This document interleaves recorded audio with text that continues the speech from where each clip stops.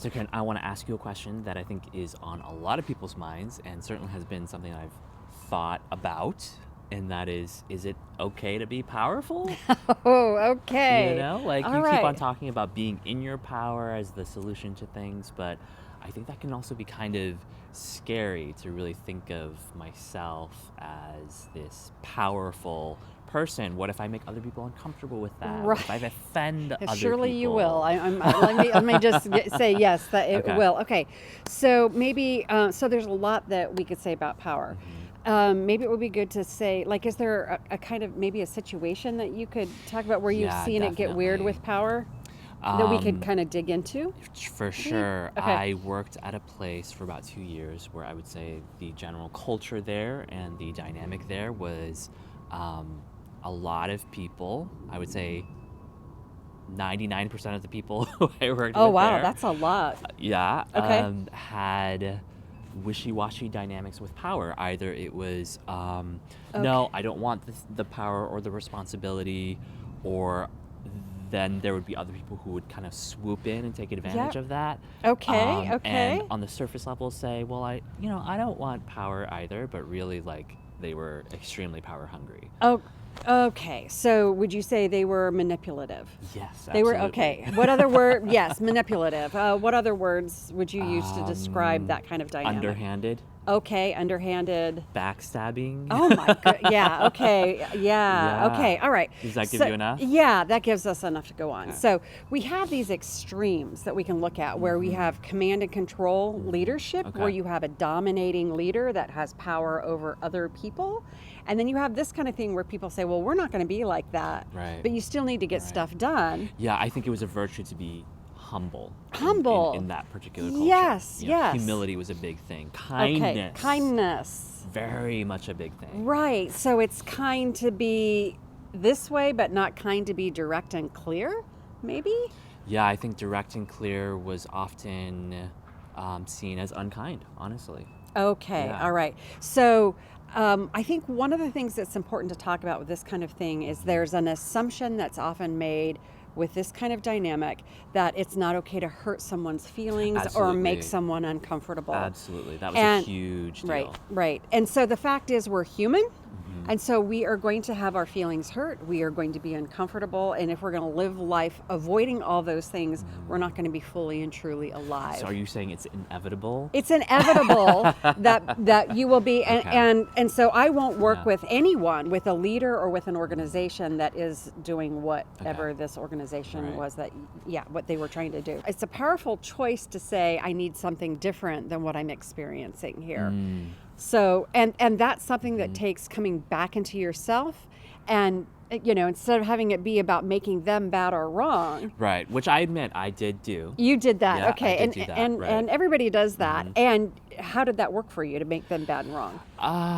It wasn't necessarily like, I don't know, I'm gonna make them bad and wrong, but more like, why are they not seeing my great ideas? I know, right.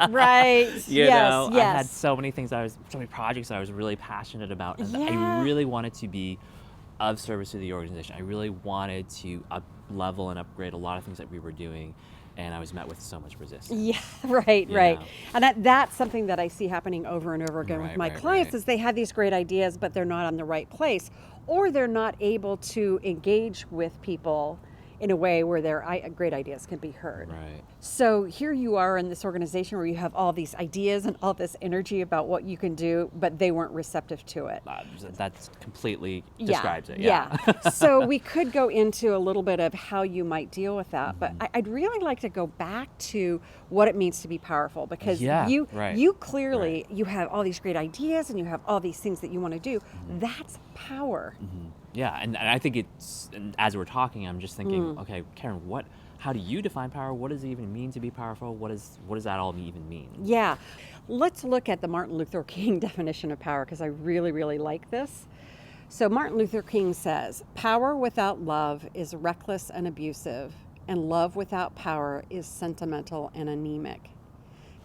Power at its best is love, implementing the demands of justice, and justice at its best is power, correcting everything that stands against love. the key element that I think people miss when talking about power is love.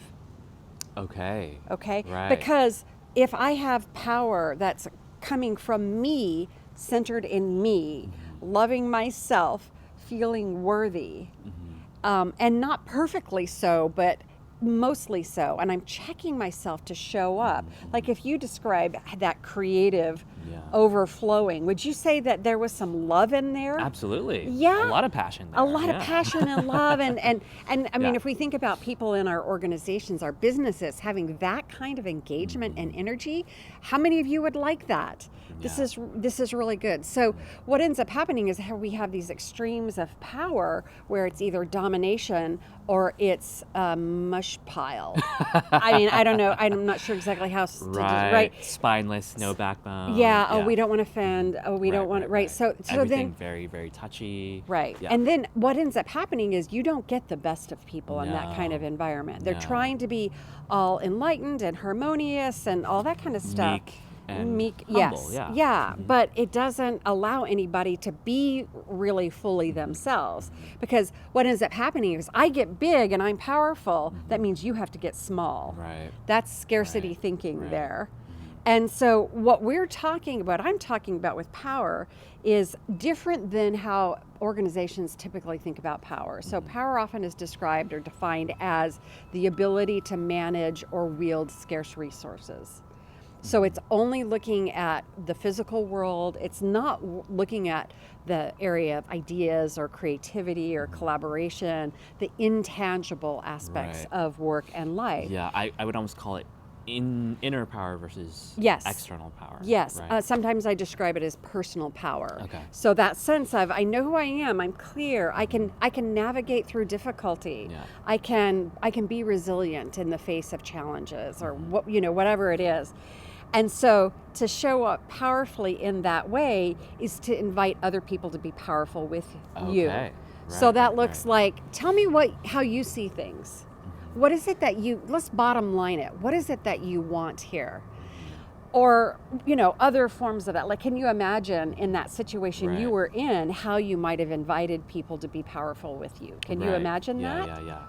Right. But I think it also requires that person to take my invitation, right? It And really, also stand really in their does. power. Yeah, So yeah, how can exactly. I inspire others as a leader to do that? So it's important to model it yourself, first of all, and then have conversations about what kind of culture. So I've got 2 of the organizations I'm working with right now. It's very much wanting to empower their employees. It's a decision that's been made collectively from the leadership team.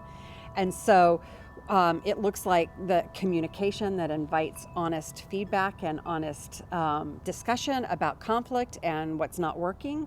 We celebrate what is working and build on that. It's built into the values that they have in the organization.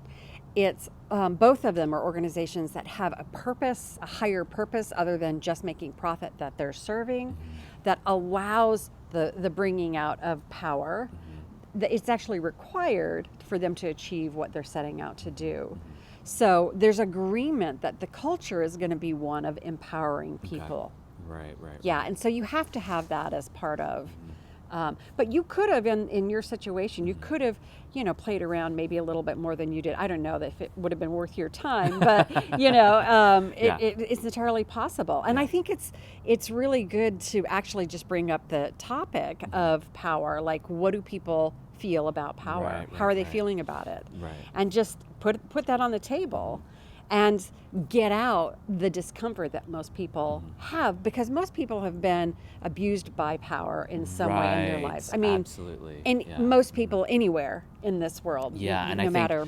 there's a knee-jerk reaction to that where it's like, well, I don't want to be like the group or the person or the situation that abused me. Right. So therefore, I'm just not going to take on I'm power. not going to even go there. Yeah, right, I'm not going right. to even go there. Right. Yeah. Right. And the fact is, we want to go there and we need to go there to solve some of the major challenges we face in the world. We Right. need people to be powerful and to learn to do it in ways that are kind and compassionate, but also fierce and firm. And you can have both. This is the thing. When we are just mental, we tend to get in these very small boxes, these ideas of what power looks like. And the fact is, power is being creative. It's being in our creative expression and being in that together. That's what we need in the world right now.